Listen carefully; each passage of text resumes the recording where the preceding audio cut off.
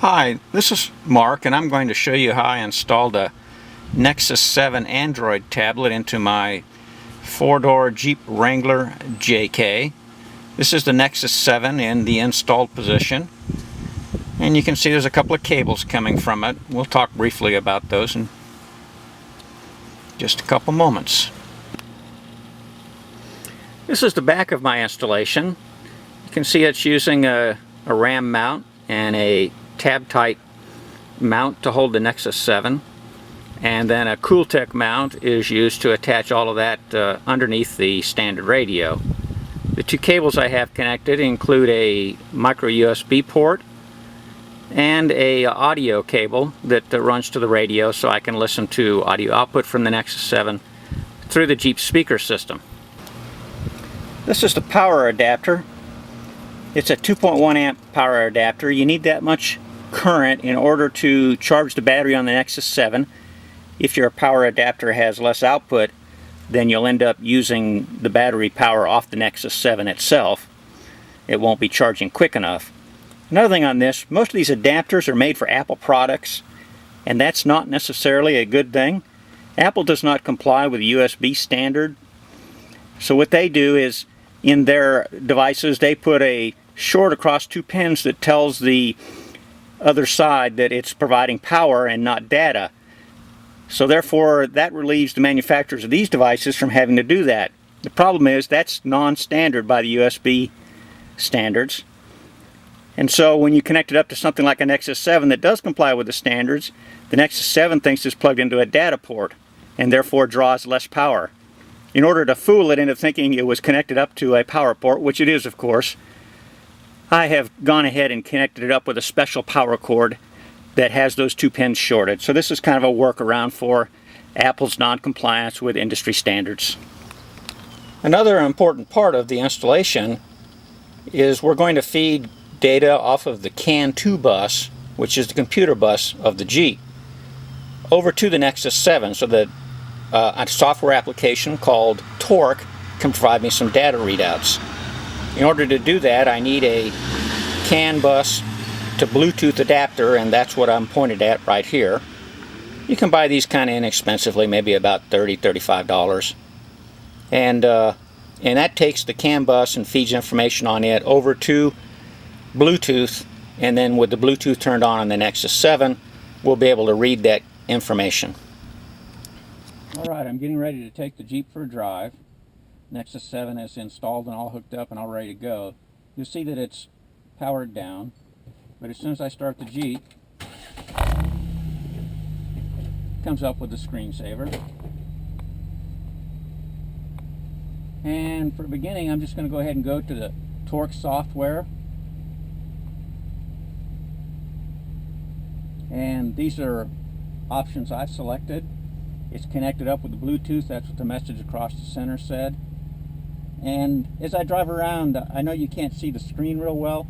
I'll stop and take an occasional photo with my other cameras, and we'll stick those screenshots in the final video so you can see exactly what I was seeing.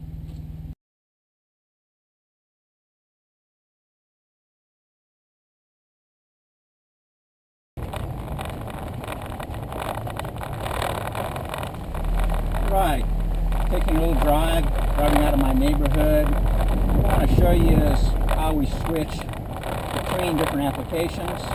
And here I'm going to go over, I put in a destination on the Copilot GPS software.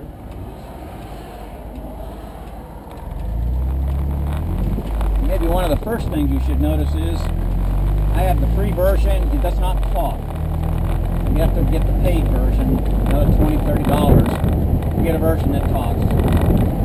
Put in request to take me out to the marina out at Stanley River Lake, which is not too far from my house.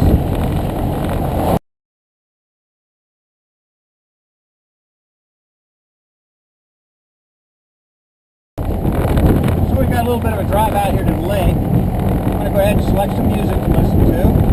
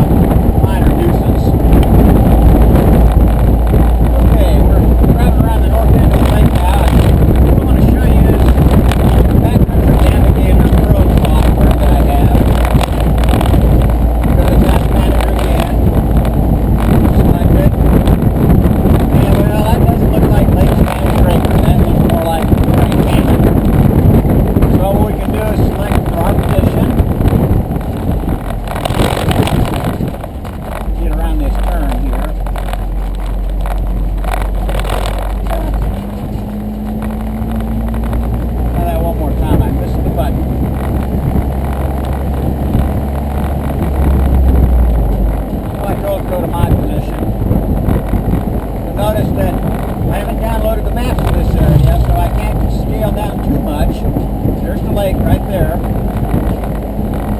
Looks like they're showing it as empty, doesn't it? Which it pretty much is right now. It's pretty low. If I scale down too much, I lose maps. Down here, these maps up here have been buffered because I've been looking at that area from my house where I had a Wi-Fi connection.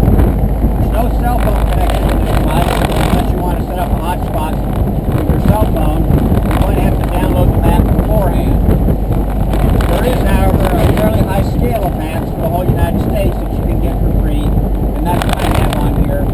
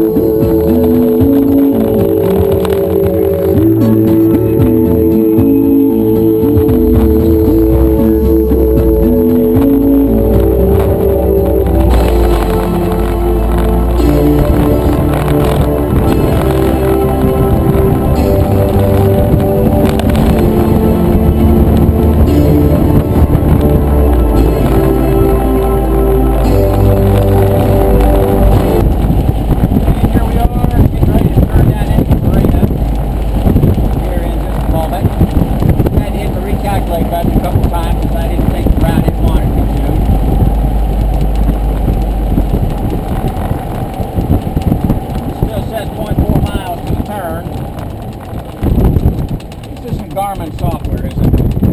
Here's our turn right here. And there's the lake right in front of us.